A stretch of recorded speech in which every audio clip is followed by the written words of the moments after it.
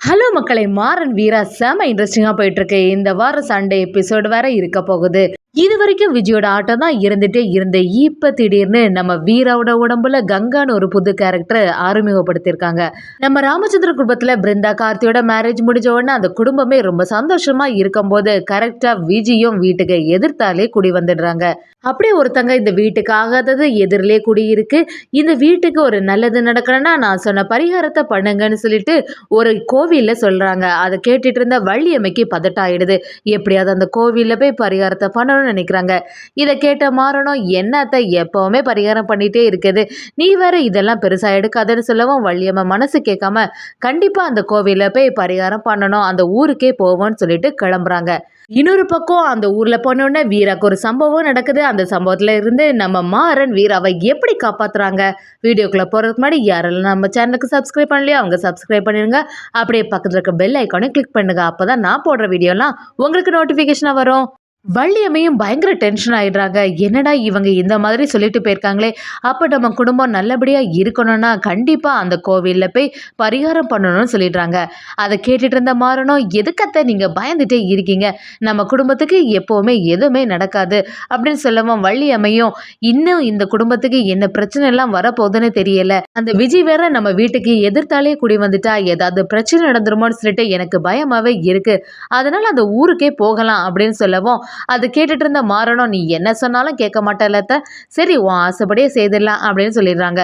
வள்ளியம்மையும் ராமச்சந்திரன்ட்ட வந்து, அண்ணா அவங்க சொன்ன மாதிரி நம்ம பண்ணிடலாம், அந்த கோவிலில் பரிகாரத்தை முடிச்சிடலாம், இப்போ தான் கார்த்தி பிருந்தாவோட மேரேஜும் முடிஞ்சிருக்கு, அவங்களோட மேரேஜ் வாழ்க்கை பழைய மாதிரி இருந்துடக்கூடாது, நல்லபடியாக தொடங்கணும், அதனால் அந்த கோவிலுக்கு போகலான்னு சொல்லிடுறாங்க.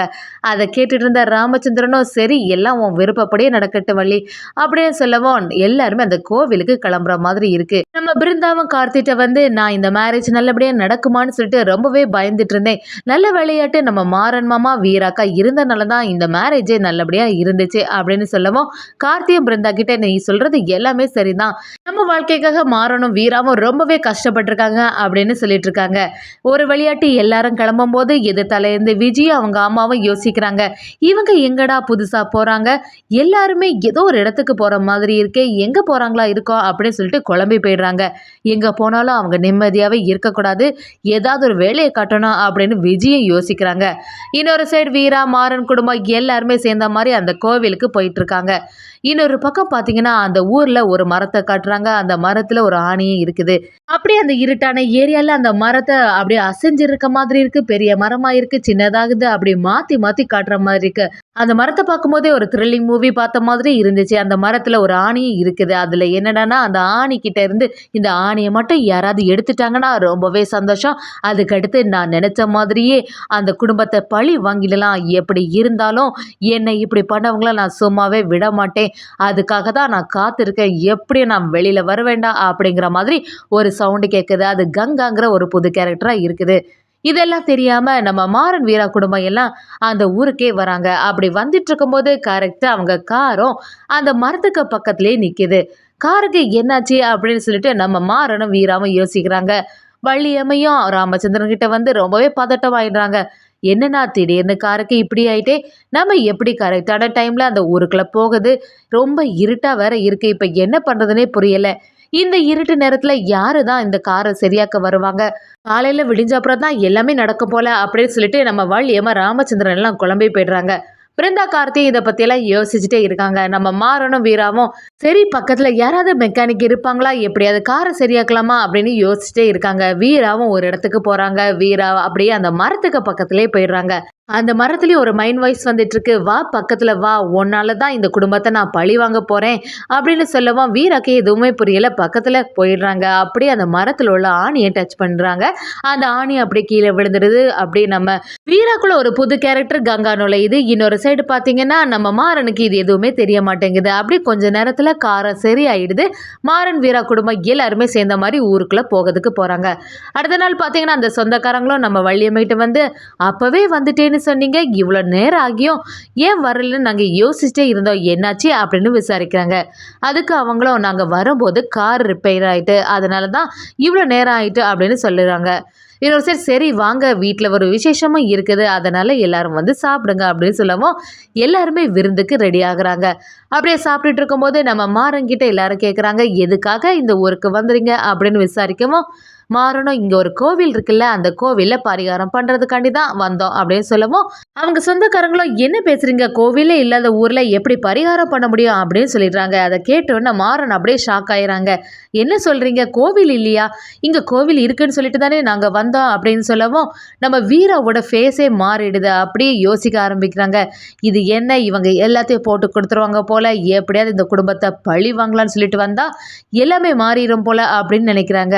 மாறனும் ஒரு பக்கமாட்டு வள்ளியம்மிட்ட கேட்குறாங்க, என்னத்த இவங்க என்ன எல்லாமோ சொல்கிறாங்க, அது எப்படி கோவில் இல்லாத ஊரில் நம்ம பரிகாரம் பண்ண முடியும், நம்ம ஏதாவது தப்பாக வந்துட்டோமா அப்படின்னு கேட்கவும் வள்ளியம்மா அதெல்லாம் பற்றி கேட்கவும் கோவில் எல்லாமே இப்போ மூடி தான் இருக்குது அப்படிங்கிற மாதிரி ஒரு விஷயம் தெரிய வருது. அதை தெரிஞ்சுக்கிட்ட மாறனும் இப்போ என்ன பண்ணுறது அத்தை, கோவில் இல்லாமல் இப்படி பரிகாரம் பண்ணுறது அப்படின்னு கேட்கவும் வள்ளியம்மை ஏதாவது ஒரு வழி இருக்கோண்டா மாறா, பொறுத்து பார்ப்போம் அப்படின்னு சொல்லிடுறாங்க. இன்னொரு சைடு பார்த்தீங்கன்னா வீராவும் மாறன் கிட்ட பேசுகிற மாதிரி இல்லை, மாறன் மட்டும் வீரா கிட்ட பேசிகிட்டே இருக்காங்க. ஒரு கட்டத்தில் வீரா வந்து மாறன் கிட்ட ஏன் இந்த மாதிரிலாம் பேசிகிட்டு இருக்கேன்னு சொல்லிட்டு எரிச்சல் ஆகுறாங்க.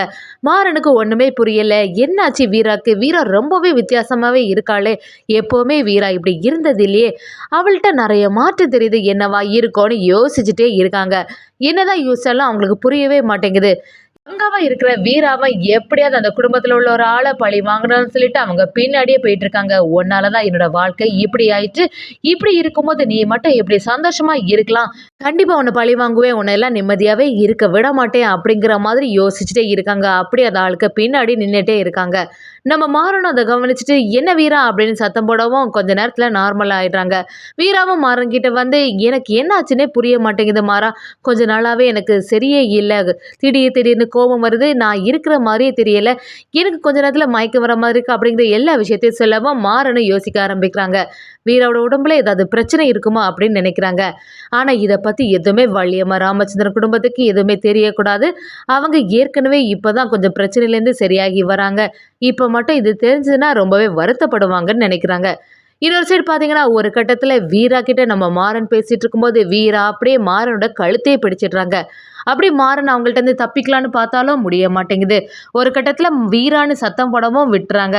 வீரா அப்படியே மாறன்கிட்ட இப்போ என்னாச்சு மாறா, நான் என்ன பண்ணேன், நான் ஏதோ பண்ண மாதிரி இருந்துச்சு, ஆனால் எனக்கு தெரியாமலே ஏதோ செய்கிறேன் அப்படின்னு சொல்லவும் மாறனும் எதுவாக இருந்தாலும் சீக்கிரமா சரியாயிடும் அப்படின்னு சொல்லிடுறாங்க. எப்படியாவது நம்ம வீராவை காப்பாற்றணும்னு சொல்லிட்டு மாறன் சாமியார் எல்லாம் பார்க்குற மாதிரி இருக்குது. அப்படியே ஒரு பூஜையில் எல்லாம் ரெடி பண்ணுறாங்க. பூஜையில் நம்ம வீராவை நிற்க வச்சுருக்காங்க.